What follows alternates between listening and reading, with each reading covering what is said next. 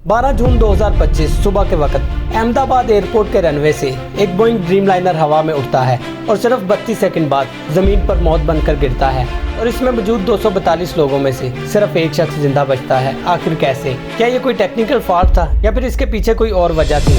तो चलिए दोस्तों जानते हैं इस फ्लाइट की पूरी डिटेल आज की इस वीडियो में।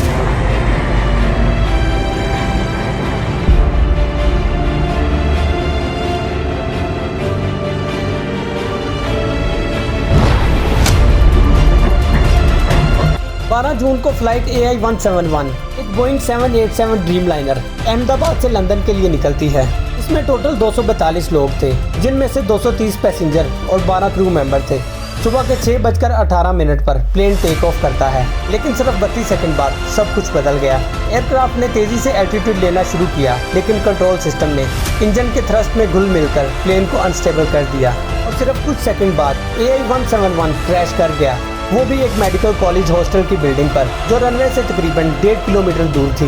दोस्तों इस हादसे में 241 लोगों की मौत हो गई, जिसमें से 38 लोग वो थे जो उस बिल्डिंग पर मौजूद थे।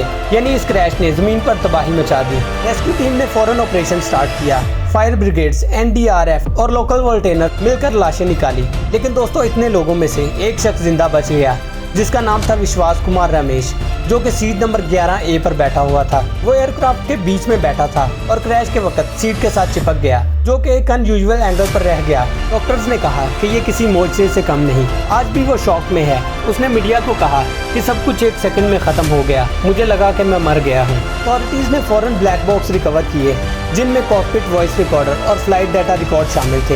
इनिशियल रिपोर्ट्स ने बताया कि पायलट ने मेडे कॉल दिया था, वो भी क्रैश से सिर्फ 15 सेकंड पहले।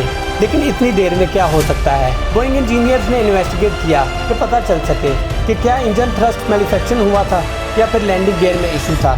इसके अलावा एक और पहलू भी सामने आया कि ऑटो पायलट सिस्टम और इंजन सिंक्रोनाइजेशन का कॉन्फ्लिक्ट हो सकता है, लेकिन अभी भी फाइनल रिपोर्ट बाकी है। दोस्तों ये क्रैश ठीक उन्हीं दिनों में हुआ जब बोइंग पहले से ही स्कैंडल और टेक्निकल इश्यूज की वजह से न्यूज में था। 787 ड्रीमलाइनर पर पहले भी फ्यूल लीक्स और सॉफ्टवेयर ग्लिचेस के इल्जाम लग चुके हैं। इस नए क्रैश के बाद ग्लोबल एविएशन वॉचडॉग ने बोइंग को अपने अंडर रिव्यू कर लिया है।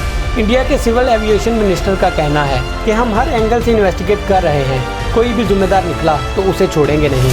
दोस्तों अब चलते हैं अपने असली सवाल पर कि आखिर ये हुआ क्यों। असल में पायलट ने टेक ऑफ के 15 सेकंड बाद ही मेडे कॉल दे दिया था, मतलब उन्हें पता चल गया था कि प्लेन में कुछ तो गड़बड़ है, लेकिन 15 सेकंड के अंदर रिस्पांस देना बहुत ही ज़्यादा मुश्किल है। लेकिन दोस्तों ब्लैक बॉक्स रिपोर्ट के मुताबिक इंजन फ्लैप और सॉफ्टवेयर कंट्रोल एक दूसरे से सिंक नहीं कर रही थी, जिसकी वजह से प्लेन को कंट्रोल नहीं किया जा सकता था, जिसकी वजह से वो फौरन क्रैश हो गया और उसे संभालना मुमकिन नहीं था। लेकिन दोस्तों जैसे कि आपको पहले बताया गया कि ड्रीमलाइनर पर पहले भी फ्यूल लीक्स और सॉफ्टवेयर ग्लिचेस के इल्जाम लग चुके थे, इसीलिए प्लेन में काफ़ी ज़्यादा टेक्निकल इश्यूज थे और उनकी सही मेंटेनेंस ना होने की वजह से प्लेन क्रैश हो गया। दोस्तों इसके अलावा सोशल मीडिया पर लोग काफ़ी गुस्सा दिखा रहे हैं। लोग हैशटैग का यूज़ कर रहे हैं, जैसे कि #JusticeForAI-171 और #AirIndiaCrash ट्रेंड करने लगे हैं। इसके अलावा कुछ फैमिलीज ने कहा है कि उन्हें टाइमली अपडेट नहीं किया गया। कुछ लोगों को 4 घंटे बाद पता चला कि उनके प्यारे इस दुनिया में नहीं रहे।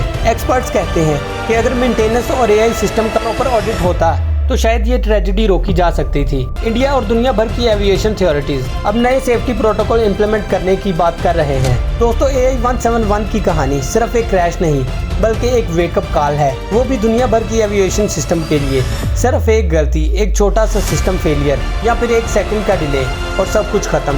लेकिन सवाल ये है कि क्या हम इससे कुछ सीख पाएंगे? आपका क्या ख्याल है? क्या बोइंग इसकी जिम्मेदार है या फिर इंडिया? कमेंट में अपनी राय ज़रूर लिखें।